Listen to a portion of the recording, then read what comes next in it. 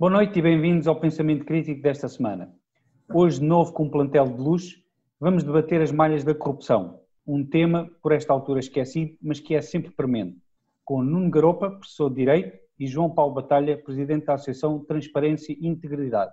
Na segunda parte, depois do intervalo, vamos sentir o pulso do impacto desta crise nas grandes empresas, nomeadamente no setor tecnológico. Serão meus convidados Paula Panarra, diretora-geral da Microsoft Portugal, e Pedro Afonso, CEO da Vinci Energies. João, Nuno, obrigado por terem aceito o meu convite. Eu lembro-me, há uma frase, ou uma declaração de Mendes Bota, que na altura era deputado do PSD e presidente da Comissão de Ética do Parlamento, que na altura referia que o Parlamento estava sequestrado por um grupo de deputados, neste caso os deputados advogados, que conseguiam conduzir os destinos mais interessantes da legislação para onde queriam. E o que é certo é que nós, a espaços, também temos vindo a saber de algumas leis que são feitas, inclusive por advogados das grandes empresas, que depois basicamente só passam ao legislador quase que rubricar. Existe realmente aqui um controle da legislação ou do legislador por um grupo de pessoas, dos grandes escritórios, nomeadamente?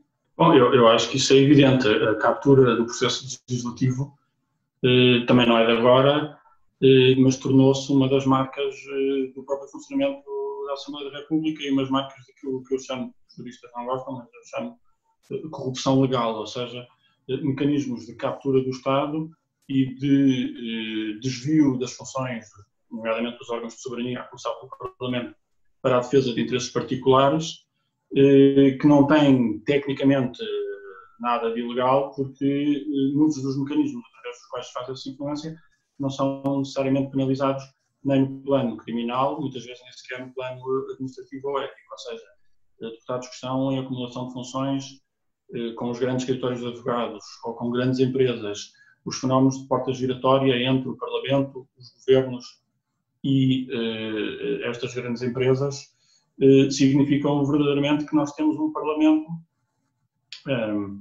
com duas linhas de deputados, digamos assim, apesar de eles serem todos eleitos da mesma forma nas mesmas listas, uns deputados séniores que acumulam tipicamente os lugares de maior preponderância no Parlamento e dentro dos partidos com os seus segundos empregos e as suas consultorias ou com as relações mais amigáveis com determinados grupos de interesses, e depois os outros deputados que vêm assim no meio e no fim das listas e que fazem até uma espécie quase, ou de assessoria aos outros deputados, portanto uma espécie de deputados de segunda, não fazem verdadeiramente praticamente nada a não ser levantar quando nos mandam, e portanto também não acrescentam nem pluralismo ao Parlamento, nem controle democrático do funcionamento da Assembleia da República, e portanto uns por omissão e outros por ação permitem que nas matérias de facto mais relevantes, desde logo economicamente, o Parlamento seja brutalmente permeável a legislar ou a regular em função desses interesses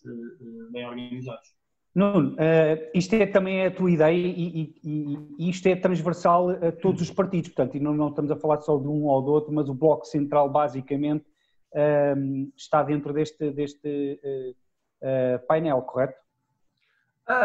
Correto, na verdade é transversal, enfim, transversal ao PS e ao PSD e ao CDS, que são os três partidos do regime, até porque os outros partidos ou não têm essa componente de uma forma tão evidente, como seja o Bloco e o Partido Comunista, ou têm escassa representatividade parlamentar, como é o caso do PAN, do Chega ou da Iniciativa Liberal, para poder ter qualquer cumplicidade ou responsabilidade nessa matéria. Portanto, estamos a falar dos três partidos do regime.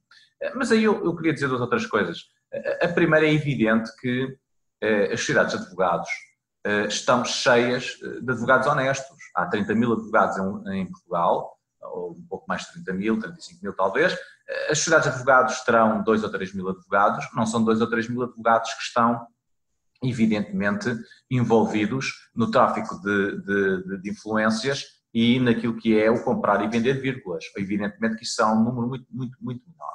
O que acontece, na minha opinião, e que faz esta situação um pouco distinta de outros países, são duas questões. Uma, a incapacidade de criar uma pluralidade nessa matéria. Por exemplo, aqui nos Estados Unidos é evidente que existe exatamente o mesmo problema. Os diferentes grupos económicos, os diferentes lobbies, por isso é que existe a indústria do lobbying, tenta evidentemente influenciar a legislação. A questão é que praticamente em cada peça legislativa existe uma pluralidade de fontes de lobbying e, portanto, isso cria concorrência, mitigando o problema da captura. Em Portugal não há. Em Portugal, evidentemente, tudo está capturado sempre por um dos lados da questão, nomeadamente o lado economicamente mais forte e não os consumidores ou o lado diretamente prejudicado. E, portanto, isso cria que aquilo que é um lobbying que não é nada de extraordinário noutros países se transforma em Portugal numa captura total do processo legislativo. E depois temos um segundo problema há muito tempo, que é um problema, digamos, de ovo e da galinha, é que há responsabilidade dos partidos, nomeadamente do PS, PSD e CDS, que mantêm este jogo há 30 anos, em que fingem que estão a combater, mas não combatem absolutamente nada, mas ao mesmo tempo a verdade é que os eleitores não penalizam esses partidos e neste momento duvido que haja um eleitor em Portugal que não esteja consciente dos problemas da corrupção e dos problemas desses três partidos nesta matéria. E, portanto, há um problema de ovo e da galinha porque não é claro como é que nós vamos fazer isto, porque os partidos, para responsabilizarem e assumirem reformas desta natureza, precisam de sentir pressão dos eleitores. Os eleitores não pressionam, porque entendem que votam por outras razões, seja por razões clubísticas, seja por falta de alternativa, seja porque não veem solução ao fundo do túnel. E, portanto, sem pressão dos eleitores e sem pressão dos partidos, e não vejo onde é que vamos encontrar qualquer solução para este problema. Mas será que talvez uma consciencialização dos eleitores, nomeadamente que esta corrupção é realmente o que mais pesa nos seus impostos? Porque na realidade porque esta corrupção depois tem resultados práticos na dívida. Aliás, o tempo de Sócrates isso foi bastante claro, mas não deixou de ser assim, e todas as negociatas que existem vão inevitavelmente parar na conta que os consumidores têm que pagar, nos contribuintes têm que pagar. Mas também nessa consciencialização, mas também numa obrigatoriedade, eu acho que tem que se partir para a obrigatoriedade dos deputados, nomeadamente, terem muito mais ligação com os cidadãos. Aliás, nos Estados Unidos, tu sabes perfeitamente, cada eleito tem um gabinete e recebe, se for preciso, centenas de chamadas de eleitores que vão falar com ele diretamente. Em Portugal isso nem sequer é possível.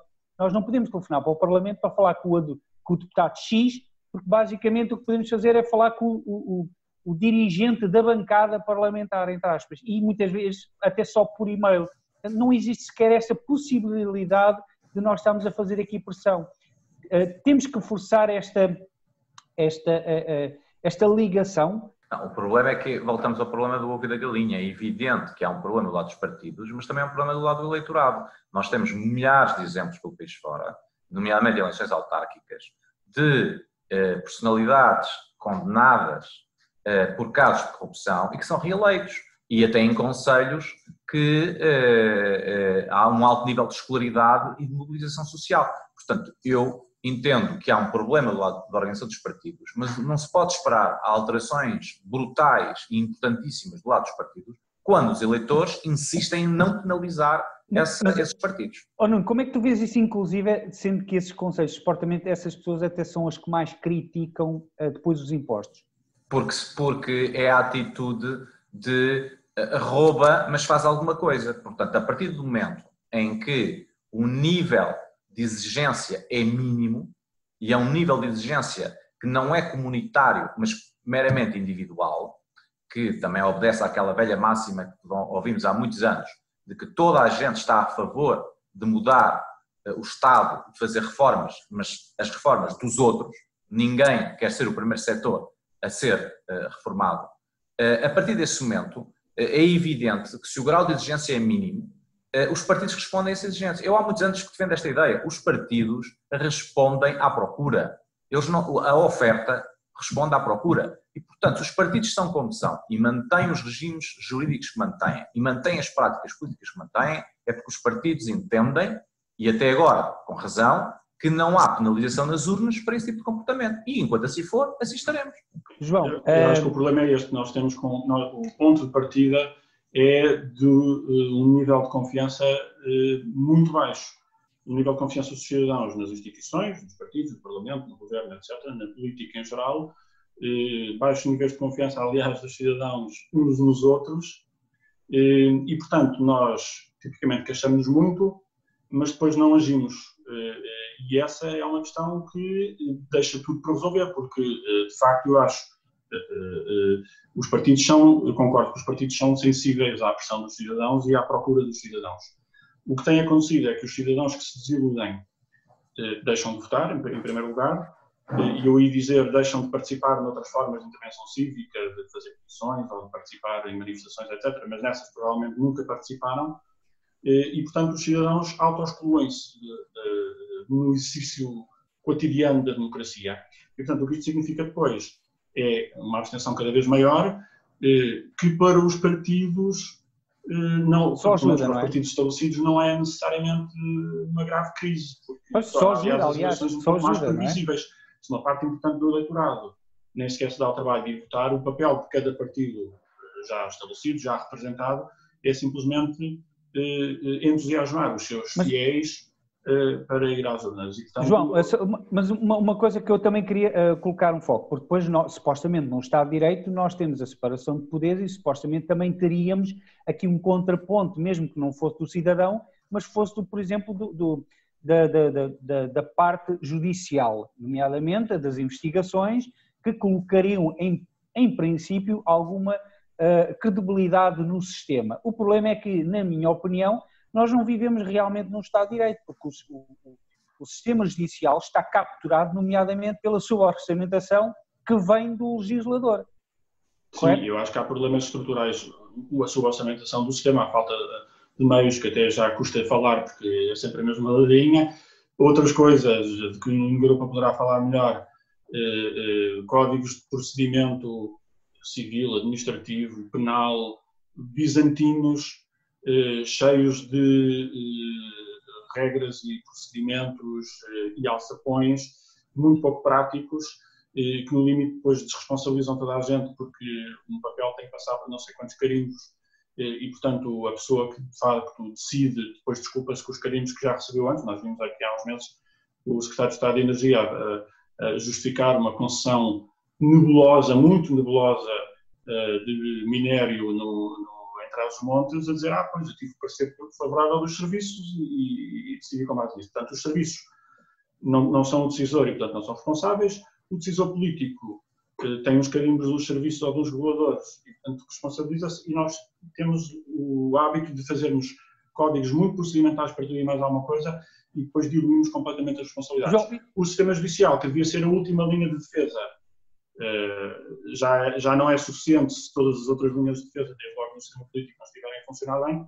O sistema está, de facto, descapacitado, falta de meios e por causa destas bizantinices dos códigos. Uma pergunta específica para ti. E uma associação como vocês tem algumas ferramentas para fazer aqui, para mandar uma pedra no charco? Consegue fazer aqui eficaz, consegue ser eficaz, ou o sistema está já tão minado que vocês têm o vosso campo de ação muito, muito limitado? Quer dizer, eu acho que nós temos todos os mecanismos formais que uma democracia formal nos oferece. E em Portugal até temos alguns bons mecanismos. Por exemplo, a Associação promoveu uma petição que entregou no Parlamento pedindo e até desenhando a metodologia para se fazer uma estratégia nacional de combate à corrupção séria, coerente, para nos salvarmos desta maldição de pacotes legislativos da mata-cavalos que depois não resolvem nada. Portanto, há mecanismos de participação cívica. Uma associação como a Transparência e Integridade pode e deve fazer estudos, revelar deficiências no sistema, que é o que fazemos habitualmente, denunciar problemas em mau funcionamento das instituições, mas uma organização da sociedade civil, e aqui faço uma autocrítica, vive com a força da sociedade civil. E, portanto, um papel importante de uma organização como a Transparência e Integridade é mobilizar os cidadãos para este problema, mas mobilizá-los a agir, a atuar.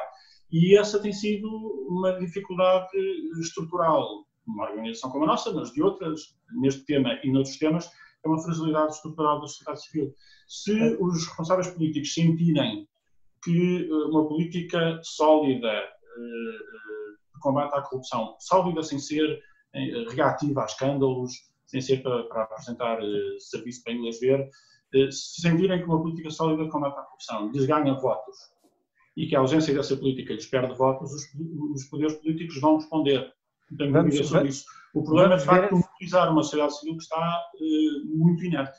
Vamos ver se depois os tais poderes que estão atrás do pano permitem também essa questão, ou seja, que os seus súbditos, aqueles que eventualmente pudessem agir para ganhar mais votos, possam agir também, porque na realidade no final do dia isso interessa, mas interessa muito mais as negociatas, porque é isso que dá dinheiro. Sim, João, deixa-me, eu já aguardo a última pergunta também para ti, que eu gostava, Nuno, isto o que o João falou, nomeadamente em relação às petições, mas o problema é que depois uma petição chega ao Parlamento e não é obrigatório ser votada sequer. Portanto, isto aqui, se eles não quiserem, nem sequer dão qualquer tipo de interesse à ação. Cria uma reação muito rápida a este ponto. E a outra é como é que tu vês o tamanho dos processos como causa também para esta inação que existe, ou seja, dos processos que estão a ser feitos, por exemplo, no caso do BES, no caso de José Sócrates? Olha, eu acho que aqui tem a ver com fundamentos da sociedade portuguesa e são esses fundamentos que muitas vezes não estão em cima da mesa quando se discutem estas questões. A primeira, eu acho que o fundamento que está por trás de tudo o que estamos a conversar, o João Paulo já falou, que é níveis muito, muito baixos de confiança interpessoal. Nós somos os países europeus com menor confiança interpessoal.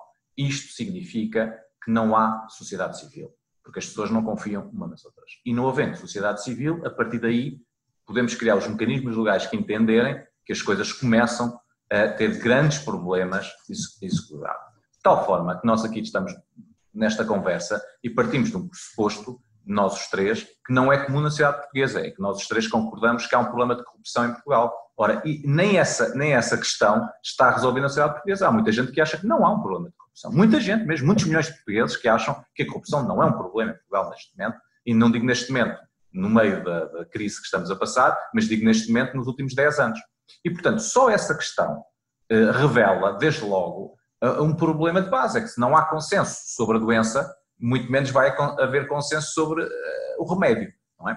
Agora, depois isto abre aqui outras questões que me parecem importantes. Mas diz-me só, até porque nós temos o tempo muito limitado, mas queria a tua opinião, nomeadamente em relação ao tamanho dos processos, aos casos que estão a ser... Não, eu ia falar sobre isso. Eu acho que essa questão reflete uma filosofia jurídica que existe, que é assumida, só que não tem consequências políticas, que é o processo português, o direito penal português é um direito garantista.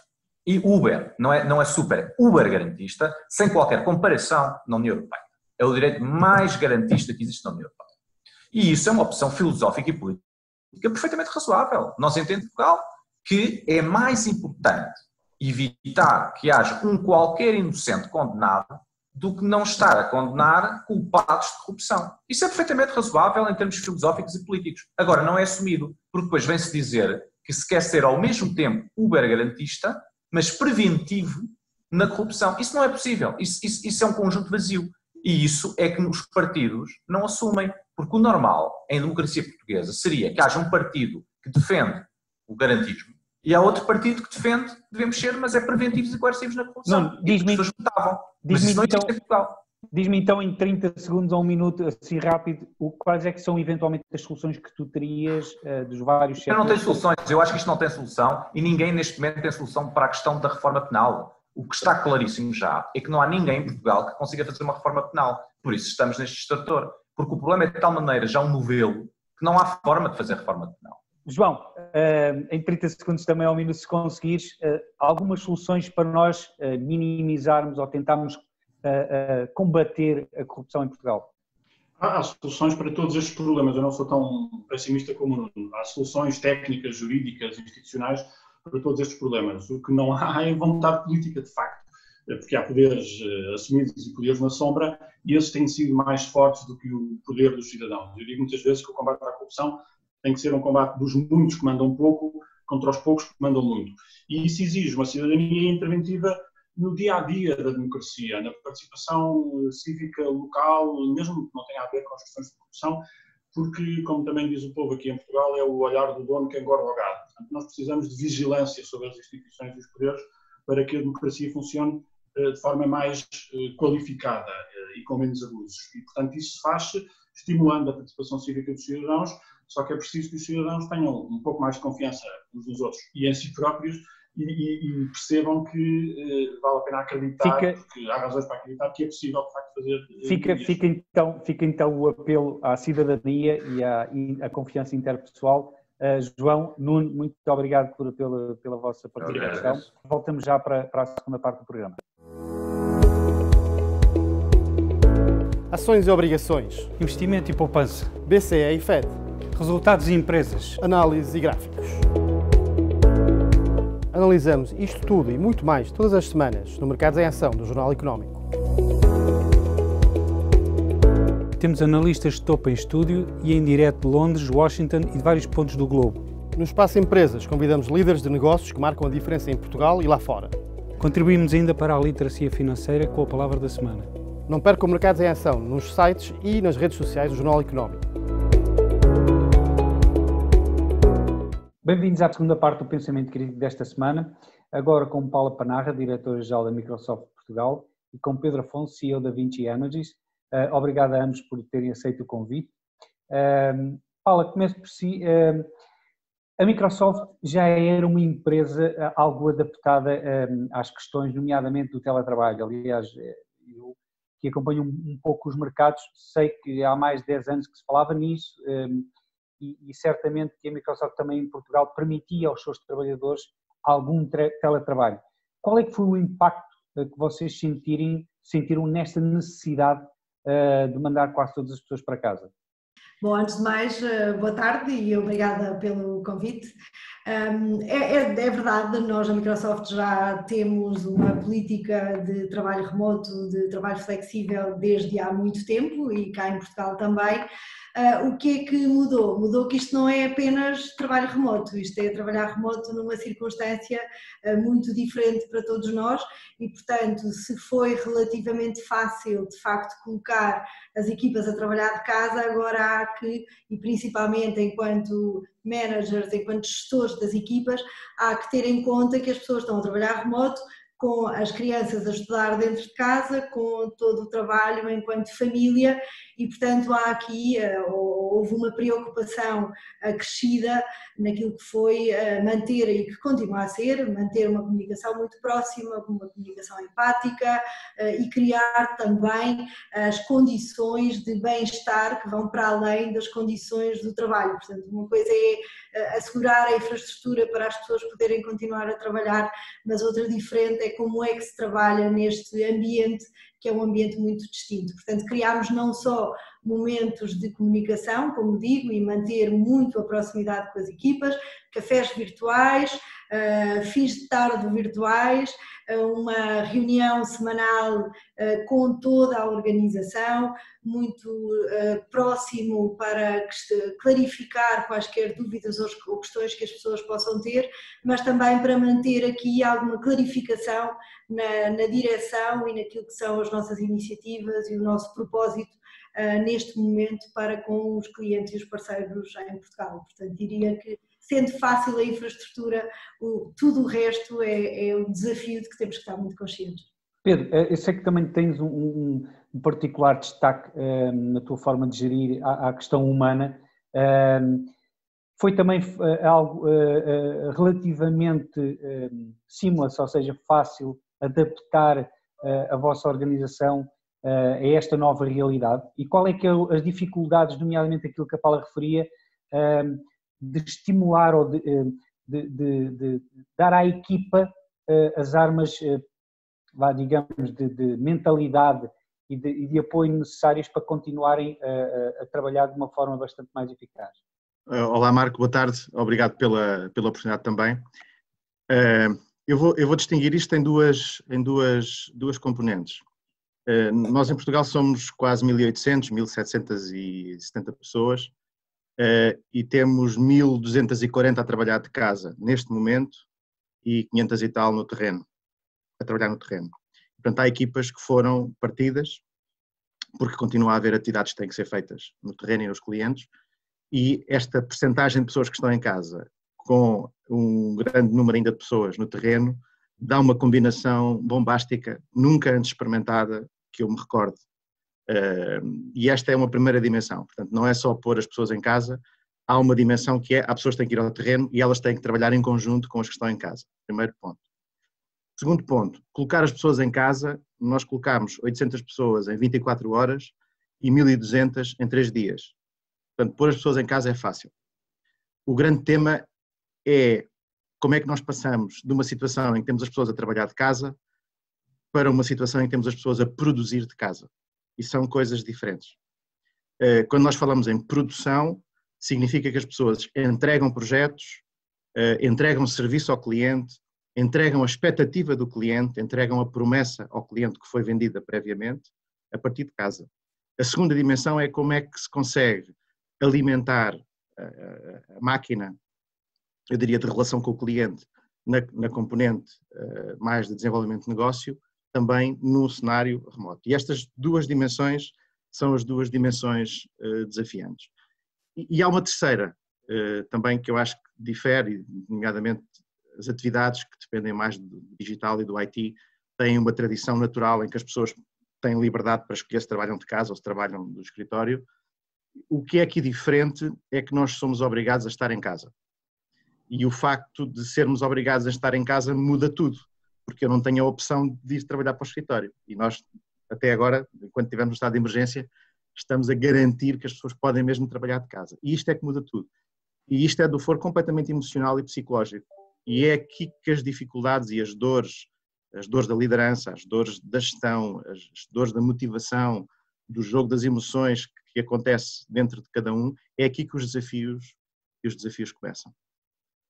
Paula, a Microsoft recentemente, aliás no último ano, é uma das empresas que mais tem crescido ao nível da capitalização bolsista, tem, mesmo assim com todas as quedas que já ocorreram, tem uma valorização de 43% das melhores, nomeadamente ao nível da Apple, mas muito superior à Google, Microsoft, Amazon e isso. Nomeadamente por causa de um setor que é cloud, ou seja, que é um setor que nesta fase poderá ser bastante mais requisitado, porque as empresas estarão mais baseadas também na web, no trabalho remoto e na web, correto? Sim, sem dúvida. Aliás, dizer que a primeira preocupação foi assegurarmos que de facto as pessoas estavam seguras, saudáveis e com as condições que precisavam para continuar a trabalhar, a segunda foi sem dúvida de assegurar o nosso plano de continuidade de prestação de serviço. E hoje, de facto, a grande maioria do nosso serviço já passa por serviço cloud e ainda mais num momento em que, de facto, a plataforma de Teams é a plataforma utilizada por muitos clientes, por muitas escolas, por muitas organizações públicas e que, portanto, colocou um desafio adicional naquilo que é a necessidade de capacidade de resposta do nosso serviço e do escalar do serviço e da capacidade de continuar a entregar, juntamente com escalar o nível de suporte também. Portanto, esse foi o segundo grande pilar para nós, foi o de assegurar que tínhamos a capacidade de dar suporte aos clientes, porque muitas empresas, muitas instituições, mesmo já tendo a tecnologia, não estavam ainda a fazer uso dela e, portanto, foi preciso também ajudar a que isso acontecesse, para além de que disponibilizámos a plataforma de Teams para garantir que todas as organizações podiam, de facto, ter as condições tecnológicas para esse trabalho remoto. Portanto, sem dúvida que isso pôs a nossa capacidade de entrega do serviço de cloud ainda mais à prova e é muito bom ver como, de facto, posso-vos dizer que em Portugal são centenas de milhares os utilizadores, quer do ponto de vista empresarial, quer do ponto de vista das escolas e, portanto, de facto, ver que a plataforma deu resposta a essa necessidade de escala. Teve que ser complementada, como te digo, também com um aumento e com um reforço no suporte. Suporte não só técnico, e nós temos em Portugal uma equipa que dá suporte para todos os países a partir de Portugal e, portanto, na verdade estivemos a trabalhar com todos os países ao longo destas semanas, mas também o suporte ao utilizador.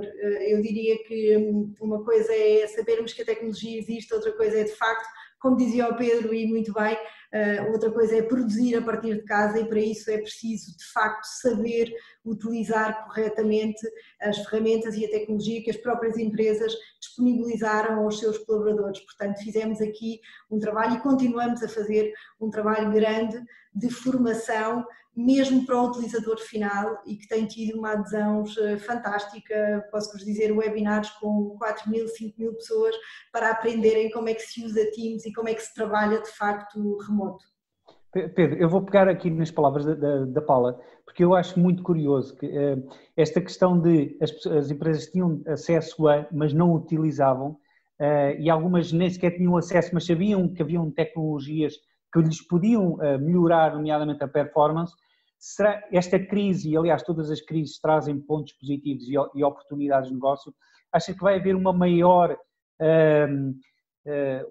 abertura à introdução da tecnologia e dos vossos serviços nas empresas? Vocês sentem da parte dos vossos clientes que agora estão bastante mais dispostos a entrar por este caminho?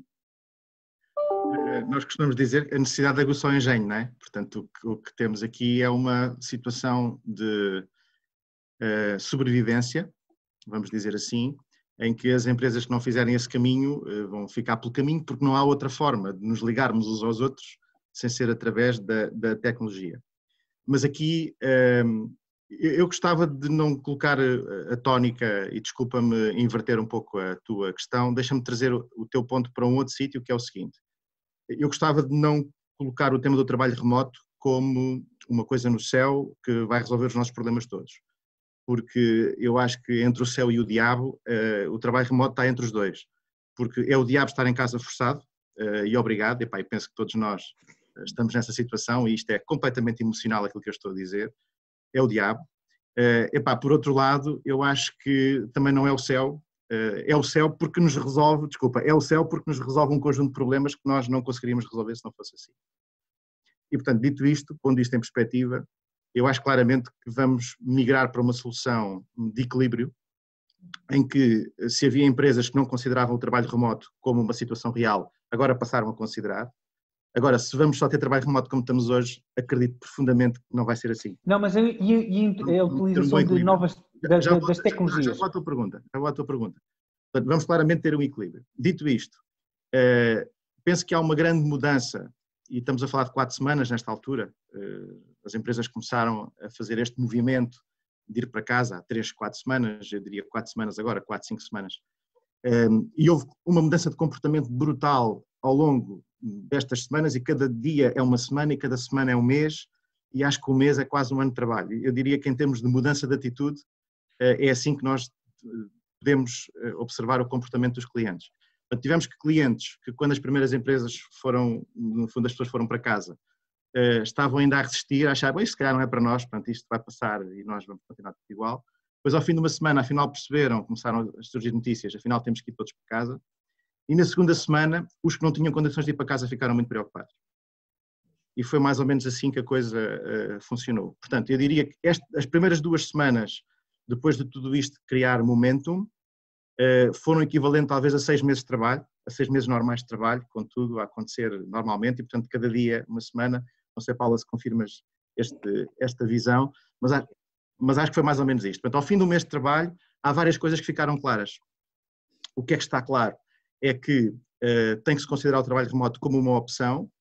O que é que também está claro é que ao fim do mês de trabalho as pessoas cansam-se de estar em casa de forma forçada, também está claro. O que é que também está claro é que esta é uma opção real para quando eu não tenho uma outra, que é posso socializar. Depois há aqui um outro tema que é, o ponto que eu referi agora é a velocidade de adaptação e estas 4 semanas funcionaram como um ano de trabalho, diria. Um tema é a velocidade de adaptação. Outra coisa é, dentro do processo de adaptação, naturalmente, as empresas são pessoas que estão a tomar decisões e, portanto, é difícil dizer a empresa A ou a empresa B decidiu desta maneira ou daquela. Houve pessoas que decidiram da maneira A, da maneira B ou da maneira C, isto em concreto. Então, é giro como há pessoas com quem a gente fala agora que aquilo que sabiam há 4 semanas atrás é completamente diferente daquilo que sabem hoje e acham até que são pessoas diferentes, porque foram forçadas a tomar decisões e a partir de crenças que tinham na sua mente, tiveram que ser partidas algumas crenças e o partir de crenças, é no partir de crenças que estão algumas oportunidades. E penso que são essas oportunidades que nós como sociedade temos que agarrar e eu não gostava de todo modo, porque há muitos estudos a dizer que as empresas de tecnologia, as empresas de fooding, as empresas de distribuição, nesta crise vão estar numa situação melhor. Eu preferia não ir por aí, porque às tantas começamos a categorizar vários setores, isso não faz sentido para mim, porque precisamos de todos os setores, precisamos dos outros. Sim, até porque isto, se não for um ecossistema sustentável, eles não... Exatamente, e para mim está claro também como é que o ecossistema pode estar mais próximo. Este é um momento de solidariedade. Portanto, quem está bem agora... Eu já estou a fazer essa pergunta, nomeadamente em relação ao post que tu fizeste, que eu tenho aqui guardado para a última pergunta para ti. Paula, mas eu vou falar, por exemplo, ainda no outro dia tivemos no Mercados em Ação o presidente da Coimbra Business School que falava inclusive numa nova realidade de blending learning, ou seja, de uma mistura de presencial com bastante mais fora de presencial, com outras possibilidades, em que podemos ter, em vez de ter 30 alunos numa cadeira, podemos ter 60, o que altera radicalmente a questão, nomeadamente, do ensino, mas obviamente que também, e aqui vou um pouco mais à frente, porque já existem algumas tecnologias que até nos permitem ir um pouco mais à frente no que diz respeito ao trabalho remoto, que é, por exemplo, a realidade virtual, não é? Uma coisa é nós estarmos em frente a um computador e trabalhar, outra coisa é estarmos a mexer, entre aspas, em peças de forma virtual. Como é que vês essa questão do blending learning e eventualmente da realidade virtual ganhar aqui algum espaço?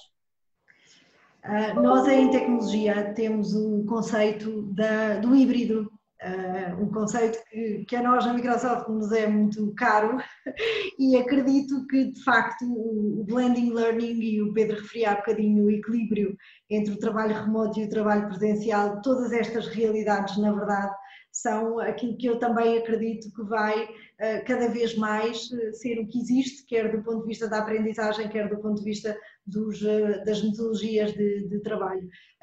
Se quiseres, o que nos parece que esta situação veio alterar foi os paradigmas, o pensamento e o mindset que ainda existia em muitas organizações e que agora de facto se veio mostrar que cada vez mais a riqueza vem da possibilidade de conjugação de um com outro processo. Na aprendizagem, este já era uma metodologia que algumas universidades, nomeadamente nos Estados Unidos, exploravam muito, muitas sessões remotas junto com algumas sessões presenciais e com muito trabalho até de self-learning, que eu acho que é uma das grandes alterações que também estamos a assistir, é a necessidade, independentemente do teu estágio, digamos assim, ao longo da vida, de permanecer em aprendizagem contínua, e muito disto vai acontecer precisamente em processos de e-learning, portanto todos nós acedermos a novos conteúdos, a novas competências e termos a capacidade de as ir adquirindo, mas o mundo vai ser esse misto entre o presencial e o virtual. Eu também acredito que é no equilíbrio que está a virtude.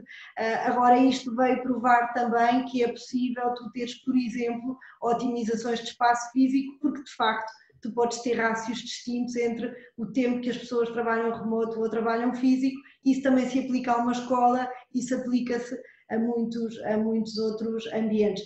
Avançar ainda mais para a utilização de realidades mistas como processo mais avançado de aprendizagem, eu acredito que a tecnologia está a evoluir nesse sentido de tu teres aquilo que nós chamamos os serviços cognitivos, portanto o reconhecimento de imagem, de língua, de voz, de texto. Paulo, e muito rapidamente, até porque eu tenho que passar para o Pedro, mas, por exemplo, eu posso fazer o trabalho de laboratório, nomeadamente com a realidade virtual ou aumentada. Eu não preciso estar na realidade num laboratório, se eu tiver a tecnologia, porque esse é um dos pontos essenciais, que há disciplinas que têm que estar em laboratório, eu posso não estar lá. dos cenários que nós temos mais utilizado de realidade aumentada é precisamente o cenário de formação, seja ele em escola, como estavas a referir, laboratório, anatomia, cirurgia, por aí fora, são alguns dos cenários que já estão até bastante evoluídos, mas também tens o de formação em chão de fábrica, por exemplo, a formação para máquina pesada. Nós fizemos há relativamente pouco tempo com a EDP para as barragens, as turbinas, portanto, peças muito complexas e em que quer a formação, quer depois a atuação por parte do agente já pode ser feita com esse tipo de tecnologias e de facto nós estamos a ver cada vez mais cenários em que essas realidades passam a ser uma realidade. Pedro, agora para concluir, tu fizeste um post nomeadamente a dizer que precisamos de solidariedade e criatividade. Esta parte humana é fundamental nesta fase, não é? Sim, deixa-me só pegar numa coisa que a Paula disse que acho que é interessante, que é o tema da aprendizagem contínua. Nós chamamos de continuously learning, desculpa. Mas há um ponto que eu queria acrescentar em cima deste que cola bem, e já vou a este tema da solidariedade, que é, e são os dois pontos, são duas faces da mesma moeda, que tem a ver com o exercício da liderança neste contexto. É que a realidade que nós temos hoje, usando este tipo de ferramentas, tecnologia, etc., é uma realidade em que nós temos equipas e lideranças a aprender ao mesmo tempo. E isto parte também o paradigma antigo, eu diria, ou seja, traz aqui um novo ângulo, traz um novo ponto de vista, em que nós temos que ter características pessoais enquanto líderes, de outro tipo de valores e de parâmetros, em que nós aprendemos em conjunto com as nossas equipas, perante um cenário adverso que ninguém previu, perante condições que ninguém sabe quais são, em cima de um forecast que ninguém sabe prever. E isto parece é o contraditório e o paradoxo. E, portanto, estamos todos, no fundo, a construir a estrada, a meter o alcatrão e, ao mesmo tempo, a passar com o carro por cima da estrada, com o alcatrão ainda por secar. E estamos em simultâneo com as nossas equipas, sem ter experimentado aquilo antes. E isto é um exercício de liderança que atesta toda qualquer autoconfiança, autoestima, o que quisermos, porque é feito em... Mas é aqui que se vêem os líderes também, não é? É aqui que se vêem os líderes. Exatamente. Portanto, é um teste brutal à nossa capacidade de adaptação a esta nova realidade, mesmo enquanto líderes, porque a situação concreta no terreno, aquilo que nós vemos, o mercado, as pessoas, a situação sanitária, a situação económica, põe-nos à prova a todo momento com as nossas equipas a ver. E isto é fantástico para quem gosta destas matérias, e tu sabes que eu sou apaixonado por esta zona de risco, eu diria, eu sei que é uma zona de risco, mas gosto, dá-me gozo essa parte. Acho que é um risco fantástico correr em conjunto com as equipas, quando elas também aderem, quando elas também vêm a jogo. Agora, muito rapidamente, estamos mesmo em cima do tempo. A questão isto leva-me à solidariedade e à criatividade. Penso que este é o momento para puxarmos pelo melhor empreendedor que há em cada um de nós, na nossa vida pessoal, na nossa vida empresarial, no próprio Estado, na nossa família. Acho que temos que criar novas soluções para aquilo que nos está a aparecer, e acho que é um processo coletivo. Não o devemos fazer sozinhos em casa, pensar connosco, devemos fazê-lo no limite, nesta fase, atrás do ecrã, falar com outras pessoas, pode ser também, mas tem que ser um collective learning, todos como sociedade temos que ir aprendendo e fazendo.